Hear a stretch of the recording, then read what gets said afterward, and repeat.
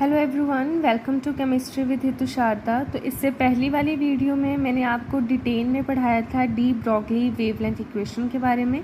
तो आज हम उसके ही आगे फर्दर न्यूमेरिकल सॉल्व करेंगे। जैसा कि फर्स्ट एग्जांपल देखें हम, calculate de Broglie wavelength of an electron, mass हमें गिवन है, moving at 1% speed of light. ठीक है, H that is Planck constant की वैल्यू भी हमें गिवन है।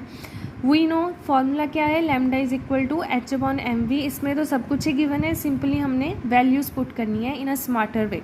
जैसे कि मास की वैल्यू हमें गिवन है, ठीक है, प्लैंक्स कांस्टेंट की वैल्यू भी हमें गिवन है, पर इन अ ट्रिकी वे उन्होंने वेलोसिटी की वैल्यू कैसे दे दी है, 1% ऑफ स्पीड ऑफ लाइट।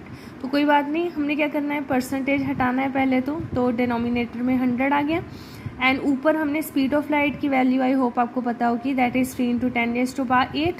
तो इसको हमने जब सॉल्व किया तो हमारी ये वैल्यू आ गई।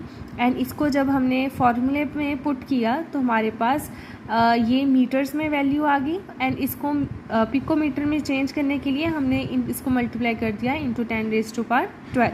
Okay, moving to our second example, what would be the de Broglie wavelength of a helium atom जिसका एटॉमिक मास हमें गिवन है, moving with the velocity this. हमें फॉर्मूला तो सेम ही अप्लाई करना है, lambda is equal to H upon M we.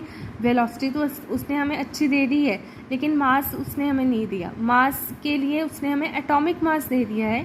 आपको पता होना चाहिए कि अगर एटॉमिक मास गिवन हो एंड हमें मास निकालना हो तो गिवन एटॉमिक मास को हमें एवोगैड्रोज नंबर के साथ डिवाइड कर देना होता है, विच इज़ 6.022 इंटू 10⁻23।